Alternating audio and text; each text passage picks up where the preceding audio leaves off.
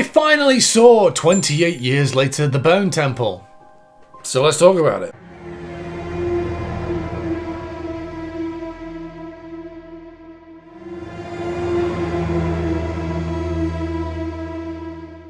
The Bone Temple, as I'm going to refer to it from now on, because 28 years later The Bone Temple is a mouthful, much like my Bone Temple, is a direct sequel to 28 Years Later. So if you don't want to know anything about 28 Years Later, I can't give you a plot summary of this film without talking about 28 Years Later. So here's a spoiler warning, I guess. I'm going to try and keep it as spoiler free as possible.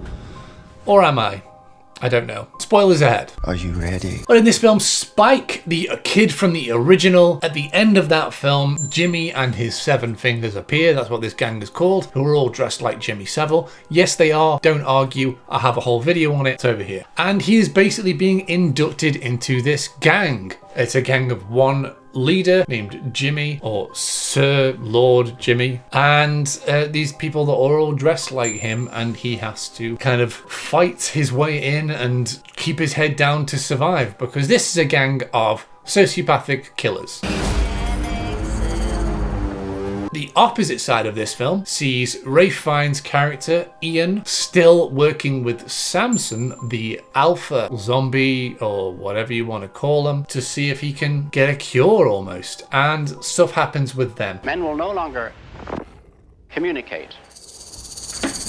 This film is 2 films together. Much like when I talked about the first film, saying it just felt like 2 acts, this feels like 2 stories running alongside each other that then merge at one point. They're very different stories, but they have similar kind of themes, very basic themes, around mental health and psychosis. And I will say straight away, this film feels a lot more like a sequel to the 28 Days Later franchise than the first one did. People trying to rebuild their lives, and it was more about the culture of these people. I myself thought it was fine, but I've got a whole review on it if you want to watch that over here. But this film feels more like they're looking into the danger and the psychology of the people in this world whilst living up to that horror film name. However, I will say there are some great upsides to this story, and there are some great meh sides to this story. And I'm going to talk about the upsides first, and then we're going to go into the downsides. Before we carry on, guys, if you can leave a like and subscribe, it's a little thing for you, but it really helps out the channel.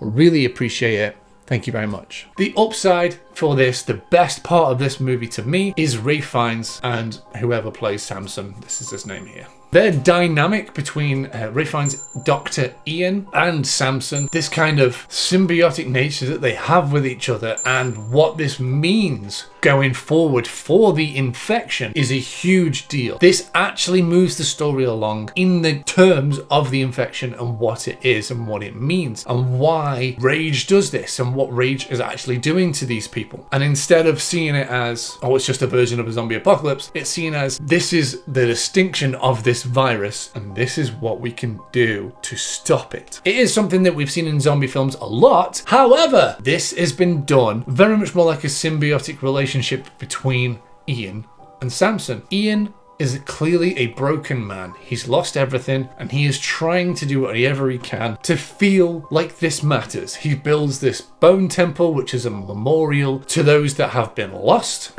Trying to predict the future is a discouraging and hazardous occupation. He sees Samson as a person and he wants to help Samson wherever he can. And the stuff that happens between him and Samson in regards to his infection and links to some things that happened in the first film and that bring this relationship going forward between the two of them. It's not a one-sided thing, even though it may seem that way because, you know, one doesn't talk and the other one does. But it's this relationship between the infected and the, you know, the normal person, shall we say. The normal and the infected. And what can actually happen if we just tried and understood the virus. Look who's here.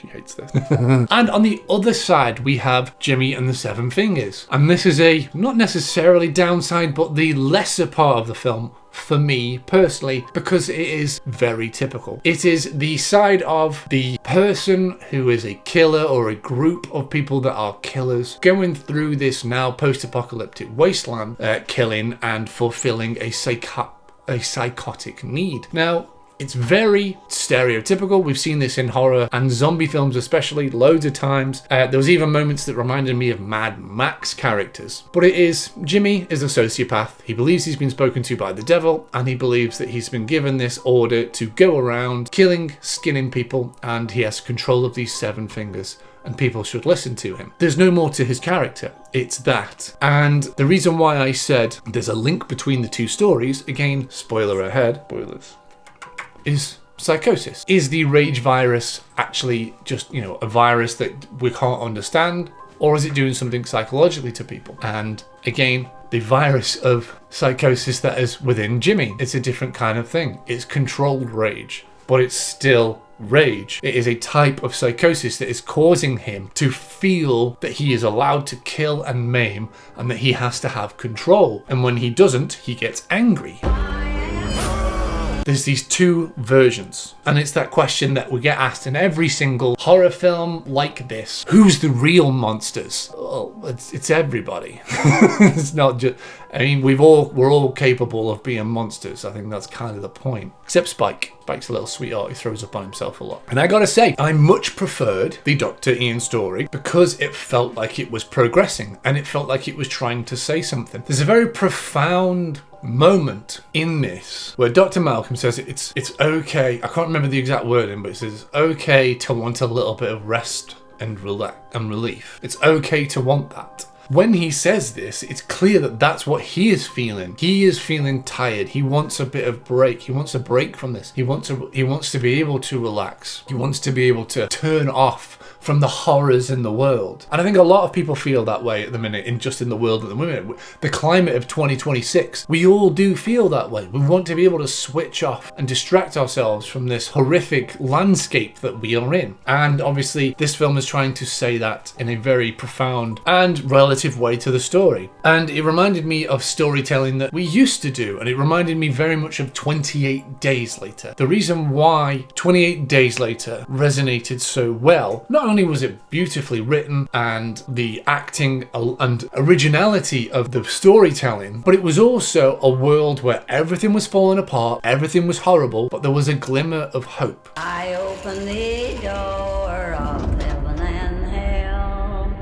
There was still this chance that everybody had, Jim and the other characters going along with him, felt this sense of hope. Before Jim comes into the story, people are just trying to survive. And after the story ends, they want to live. And I think that's something that has, in this story, in Dr. Ian's side, he's trying to live again. He's spent this whole 28 years surviving, and now there's a chance, a glimmer of hope, that they can live again, which is a great way to take this story, and it resonates with that theme of the first film. And Jimmy and his 7 Fingers side is violence and sociopathic behavior and what people will do to survive, because that's what Spike is doing in this story. He is trying to survive. There's not much else I can say about Jimmy's side of the story. There's some great moments of violence and it's done well, and his character is good and the performance is good, but it's very one-dimensional. Other than the ending, which obviously I'm not going to spoil for you, there's a moment where he kind of changes, but his character itself doesn't change. It's very singular dimensional. So I've seen people saying it's one of the best characters ever and it's so amazing. And I do disagree. I think the character is fine, but he's not distinct from all these other characters that have had this behavior in films. I mentioned Mad Max earlier, nearly 40, 50 years old, had characters like this. And if we just changed his outfit, took the Jimmy Savile garb off him, which I'm guessing was used to distinct him and create a different kind of villain. And the creators have said they use this kind of image to portray the evil of Britain. It's a personification of the evil of Britain. But if for a character perspective in a film, if we took that away, he's very similar to a lot of these antagonists that are in a lot of zombie films. They either want to use the zombies, or they want power, or they want control, and they do it through violence like this. And then something happens in regards to that power. That is essentially what is happening. So it's very kind of stereotype character, in all honesty. Nia DaCosta directed this, and I think she did an okay job. I can see the directing style has taken a little bit of a diversion from Danny Boyle. She has clearly tried to mimic Danny Boyle's style from 28 Years Later and previous 28 films, but it's obvious to me that it is a slight step down in director talent. She's okay, but there are moments of shaky cam and there's moments that go on way too long that kind of don't fit and they're done for effect. For example, a character gets injured to their head and no one reacts around them because they want to have this character have this kind of POV moment to the camera that goes on too long. There should have been something out of editing in there that should, because that's the thing, it's the directing style. They wanted impact over realism, and I think that's something that, again, with this film as well, is the realism for 28 Years Later was still heightened, and this one, it does start to lean more into the fantastical, and it feels to me like, especially the Jimmy stuff, it feels like there is a leaning into the slightly more fantastical and, you know, theatrical side of it, especially with a big thing that happens at the end where the two stories merge. I mean, it's really well done, but I will say one of the worst things you could probably do in a zombie apocalypse where any noise can, but you even see it earlier in the film, people are having to tiptoe through the forest really quietly. I know a twig can set off an infected if they're in the area. Probably not the best idea to have a big light show while Iron Maiden plays at full volume.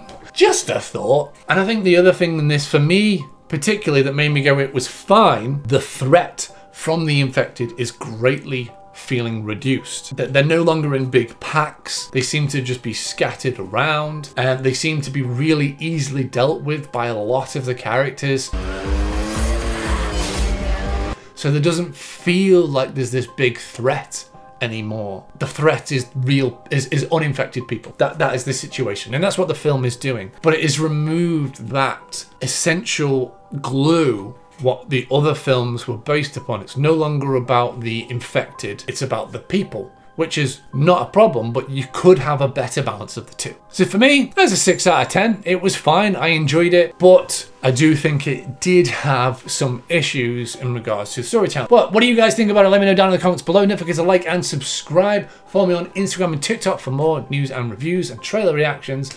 And I'm on Patreon if you want to help support me there. The new content is going up very soon, and it helps keep the lights on, and it's exclusive content that you won't get to see here on YouTube. And until the next time, guys, happy watching.